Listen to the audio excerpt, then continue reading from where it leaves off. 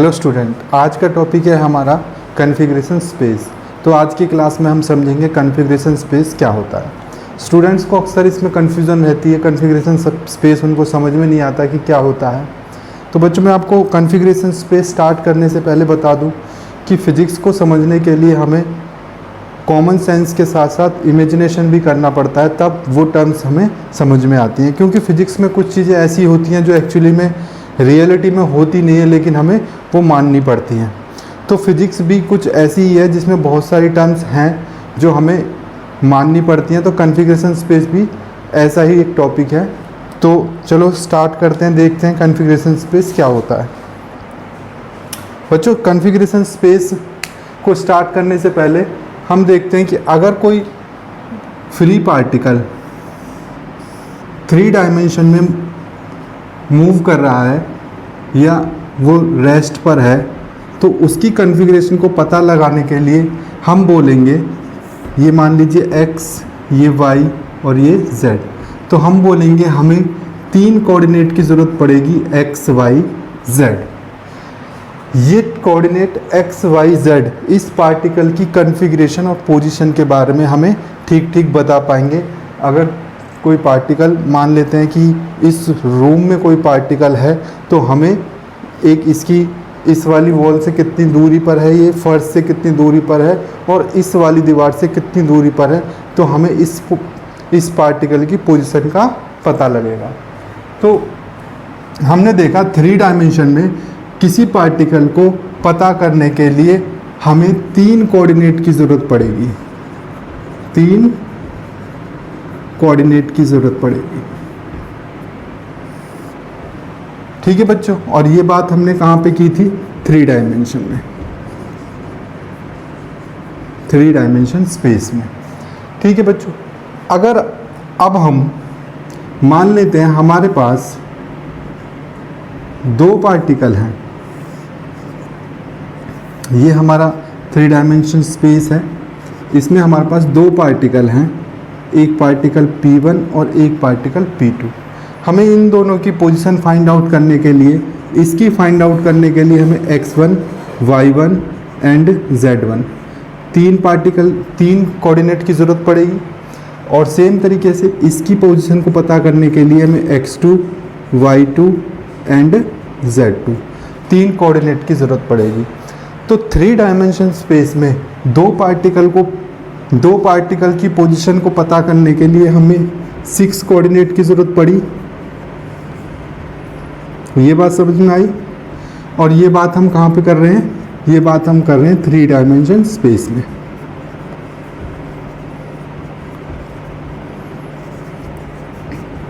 बच्चों, इसी तरीके से अगर मैं आपसे बोलूं कि हमारे पास n नंबर ऑफ पार्टिकल हैं,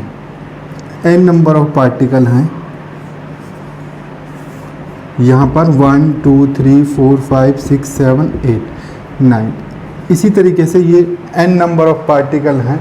तो अब हमें इनकी पोजीशन फाइंड आउट करने के लिए कितने कोऑर्डिनेट की ज़रूरत पड़ेगी? बच्चों देखो, फर्स्ट पार्टिकल की अगर हम बात करें तो x1, y1, z1।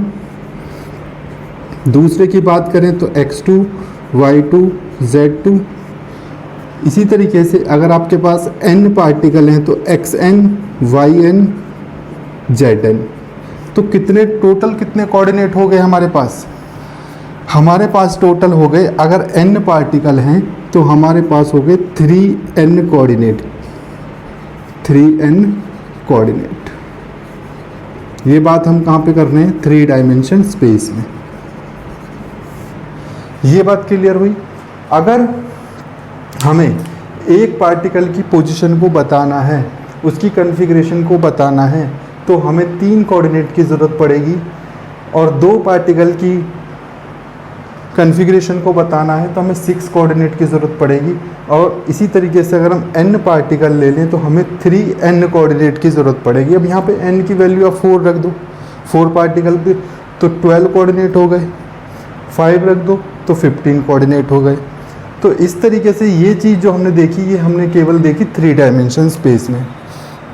तो बच्चों, फिज़िक्स और मैथ में हम ये काम भी कर सकते हैं कि 2 पार्टिकल को एक पार्टिकल मान सकते हैं या एक सिस्टम मान सकते हैं। जैसे दो या दो से ज़्यादा कोई पार्टिकल है हमारे स्पेस में, तो हम उनको एज्यूम कर सकते हैं एक सिस्टम। मान लेते हैं ये दो पार्टिकल हैं। अब ये हम बात कर रहे थे 3 डायमेंशन में। यहाँ पर इन दोनों पार्टिकल्स की पोजीशन को पता लगाने के लिए हमें कितने कोऑर्डिनेट की ज़रूरत पड़ रही थी? 6 कोऑर्डिनेट की, 6 कोऑर्डिनेट की। और ये बात हम कर रहे थे 3 डायमेंशन स्पेस में। तो बेटा फिजिक्स और मैथ की टर्म में हमारे पास ये ऑप्शन होता है कि हम 2 पार्टिकल को एक पार्टिकल मान सकते हैं या 3 पार्टिकल को एक पार्टिकल मान सकते हैं। तो अगर मैं इन 2 पार्टिकल को एक पार्टिकल मान लेता हूँ, यहाँ से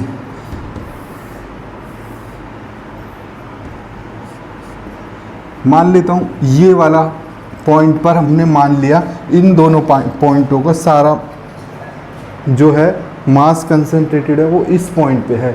तो अभी अगर हम इसको 3 डायमेंशन में बोल रहे हैं तो यहाँ पर भी हमें 6 कोऑर्डिनेट की ज़रूरत पड़ेगी बच्चों, 6 कोऑर्डिनेट की। और जिस पॉइंट पे हमने दोनों पार्टिकलों को माना है उस पॉइंट को हम बोलते हैं सिस्टम पॉइंट, सिस्टम पॉइंट। अब भी हमें 6 कोऑर्डिनेट की ज़रूरत पड़ेगी और वो 6 कोऑर्डिनेट कौन कौन से होंगे बच्चों? x1, y1, z1, x2, y2 and z2। ये टोटल 6 कोऑर्डिनेट होंगे जो हमें इस पॉइंट की लोकेशन और इसकी कॉन्फ़िगरेशन के बारे में बताएंगे कि ये पॉइंट कहाँ पर है। ये बात समझ में आई? अब हम इसी पार्टिकल को कॉन्फ़िगरेशन स्पेस में देखें। कॉन्फ़िगरेशन स्पेस का मतलब क्या होता है कि अब की बार मैं इसको 3 डायमेंशन में ना देखते हुए n नंबर ऑफ डायमेंशन में देखूं, तो मैं इसको कैसे लिख सकता हूं कि अब इस पार्टिकल को पता करने के लिए मुझे 6 डायमेंशन की ज़रूरत है। बच्चों जैसे समझो कि कोई पॉइंट एक्स एक्सिस के अलोंग मूव कर रहा है या कहें 1 डायमेंशन में मूव कर रहा है, तो आपको कितने कोऑर्डिनेट की ज़रूरत पड़ रही है? 1 कोऑर्डिनेट की। तो हम उसको क्या बोलेंगे? 1 डायमेंशन में वो मूव कर रहा है। अगर कोई पार्टिकल एक्स और वाई में मूव कर रहा है तो हम बोलेंगे कि वो 2D में मूव कर रहा है और हमें कितने कोऑर्डिनेट की ज़रूरत पड़ रही है यहाँ पे? 2 कोऑर्डिनेट की। तो बच्चों इसी तरीके से अगर कोई पार्टिकल को पता करने के लिए हमें 6 कोऑर्डिनेट की ज़रूरत पड़ रही है तो हम ये कह सकते हैं कि कॉन्फ़िगरेशन स्पेस में उसकी पोजीशन पता करने के लिए हमें 6 डायमेंशन की ज़रूरत पड़ेगी। तो हम इस चीज़ को इस तरीके से समझ सकते हैं कि मान लीजिए आपका ये पॉइंट P है और आपके पास 6 डायमेंशन है। बच्चों देखो अभी तक हम डेली लाइफ में केवल 3 डायमेंशन तक ही ऑब्जर्व कर पाते हैं चीज़ों को, तो हमें ये केवल इमेजिन करना है कि 6 डायमेंशन कैसे होंगे। ये कैसे भी हो सकते हैं मैं आपको बताऊं तो ये केवल हमने इमेजिन किए हुए हैं कि मान लेते हैं कि ये x, y, z है और दूसरा हमारा ये x dash, y dash, z dash है। तो यहाँ पे अब कितने डायमेंशन हो गए? 6। आप इस चीज़ को इस तरीके से भी मान सकते हो। मैं आपसे बोल रहा हूँ ये केवल आपकी इमेजिनेशन पे डिपेंड करती है कि आप इसको कैसे मान रहे हो।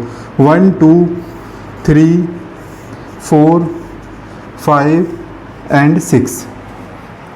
तो हमें यहाँ पे 6 कोऑर्डिनेट की ज़रूरत पड़ी या कहें 6 डायमेंशन की ज़रूरत पड़ी इस पार्टिकल की पोजीशन को पता करने के लिए। तो बच्चों यहाँ पे 2 पार्टिकल की बात की थी तो हमें 6 कोऑर्डिनेट की ज़रूरत पड़ी थी 2 पार्टिकल के केस में। 6 कोऑर्डिनेट और 6 डायमेंशन स्पेस। बच्चों ये ही कहलाता है हमारा कॉन्फ़िगरेशन स्पेस। अगर मैं इस 2 पार्टिकल की जगह पर 3 पार्टिकल से एक पार्टिकल बनाता तो वहाँ पे हमें कितने कोऑर्डिनेट की ज़रूरत पड़ती है, 9 कोऑर्डिनेट की। तो अगर उस पार्टिकल को मैं कॉन्फ़िगरेशन स्पेस में ले जाके देखता तो वहाँ पे मुझे 9 डायमेंशन की ज़रूरत पड़ती। तो ये वहाँ पर 9 डायमेंशन होते। जैसे अभी हम 3D की बात कर रहे थे, 3D में हमारे 3 डायमेंशन होते हैं, एक्स, वाई एंड जेड। तो वहाँ पर इसी तरीके से 9 डायमेंशन होते 3 पार्टिकल के लिए। तो वो हमें उस बॉडी की या उस पॉइंट की पोजीशन और कॉन्फ़िगरेशन के बारे में बताते हैं।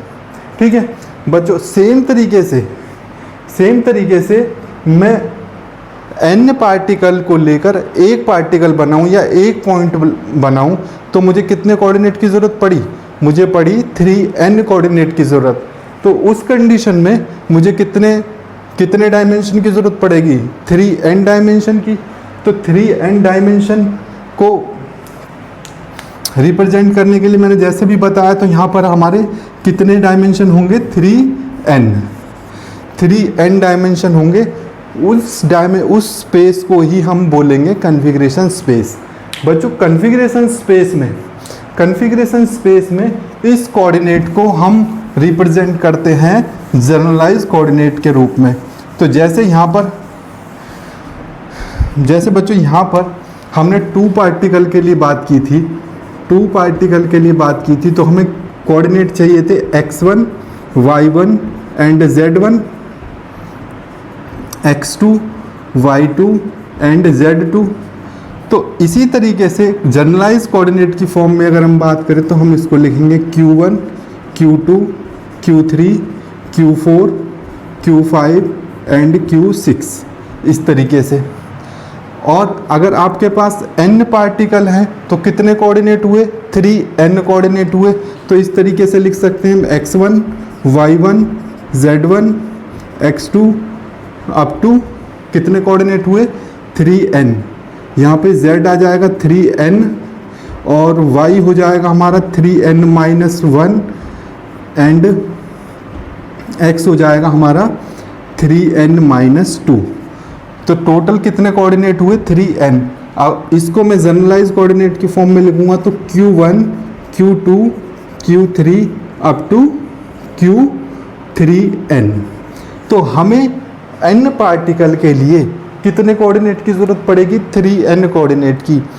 और कितने डायमेंशन की ज़रूरत पड़ेगी, 3n डायमेंशन की। तो अभी तक आप केवल 3 डायमेंशन को लेके चलते थे, लेकिन अब हम इसको कॉन्फ़िगरेशन स्पेस में लेके चलें तो वहाँ पे कोई लिमिट नहीं है कि कितने भी डायमेंशन हो सकते हैं। और कंडीशन बस यही होगी कि वहाँ पर हम 2 या 2 से ज़्यादा पार्टिकल को एक पार्टिकल को मान के चलेंगे। ठीक है बच्चों। और बात रही एंगल की, तो 3 डायमेंशन स्पेस में हमें पता है कि ये तीनों ही एक दूसरे के परपेंडिकुलर होते हैं, लेकिन 3n डायमेंशन स्पेस में हम नहीं बता सकते कि उनके बीच में एंगल कितना होगा। लेकिन हाँ, हम ये ज़रूर कह सकते हैं कि सारे का एंगल जो होता है हमारा सॉलिड एंगल के बराबर होगा। सॉलिड एंगल कितना होता है यहाँ पे 4 पाई हो जाएगा, और जितने भी डायमेंशन होंगे 3, 4, 5, 6 उसको हम उससे डिवाइड कर देंगे। तो ये एंगल आ जाएगा किनके बीच में, डायमेंशन के बीच में। ठीक है बच्चों। अब देखो, जो हम 3 डायमेंशन की बात कर रहे थे तो एक पार्टिकल के लिए हमें 3 कोऑर्डिनेट की ज़रूरत पड़ रही थी और 3 डायमेंशन स्पेस की ज़रूरत पड़ रही थी। तो for one particle we need 3 coordinate in 3 dimension space. जब हमने 2 पार्टिकल की बात करी थी 3 डायमेंशन में, तो हमें 6 कोऑर्डिनेट चाहिए थे 3 डायमेंशन स्पेस में। जब हम n पार्टिकल की बात करेंगे तो हमें 3n कोऑर्डिनेट चाहिए 3D स्पेस में। ठीक है बच्चों, उनकी कॉन्फ़िगरेशन और पोजीशन को पता लगाने के लिए।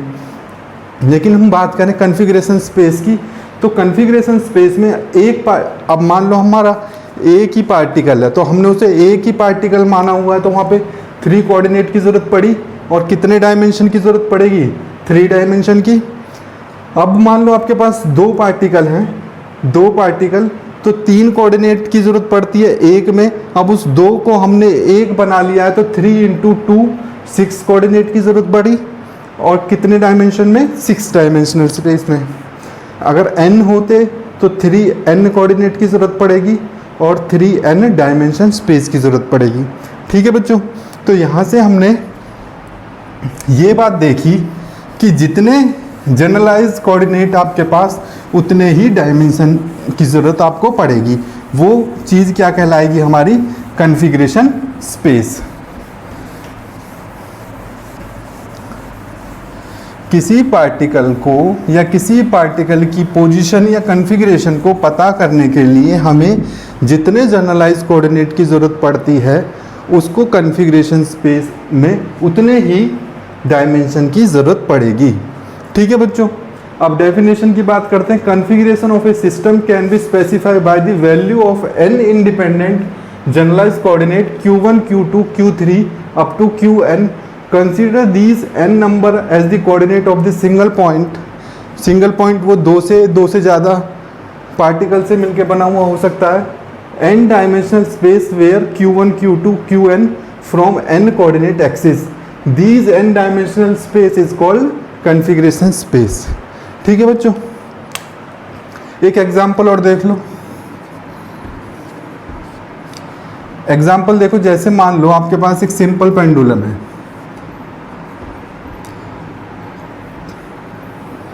सिंपल पेंडुलम है बच्चों आपके पास, ये थीटा एंगल बना रहा है। तो यहाँ पे आपको कितने कोऑर्डिनेट की ज़रूरत पड़ रही है? कितने जनरलाइज कोऑर्डिनेट की ज़रूरत पड़ती थी इसकी कॉन्फ़िगरेशन को बताने के लिए? एक जनरलाइज कोऑर्डिनेट की ज़रूरत पड़ती थी। तो हमें कितने डायमेंशन की ज़रूरत पड़ेगी? एक। अब बच्चों अगर मैं इसको डबल पेंडुलम मान लेता हूँ, अगर मैं इसको डबल पेंडुलम मान लेता हूँ तो डबल पेंडुलम में हमें कितने कोऑर्डिनेट की ज़रूरत पड़ती थी? जनरलाइज कोऑर्डिनेट की दो की, मान लो ये 1 और ये 2, तो यहाँ पर दो जनरलाइज कोऑर्डिनेट की ज़रूरत पड़ रही है। तो हम बोलेंगे यहाँ पर हमें 2 डायमेंशनल स्पेस की ज़रूरत पड़ेगी इसकी कॉन्फ़िगरेशन को बताने के लिए। ठीक है बच्चों, आ गई ये बात समझ में आपको? तो ये टॉपिक था हमारा कॉन्फ़िगरेशन स्पेस का। उम्मीद है ये चीज़ आपको समझ में आ गई होगी, अब आपको कन्फ्यूज़न नहीं होगा कॉन्फ़िगरेशन स्पेस क्या होता है। ठीक है बच्चों, मिलेंगे आपसे अगली वीडियो में। Thank you.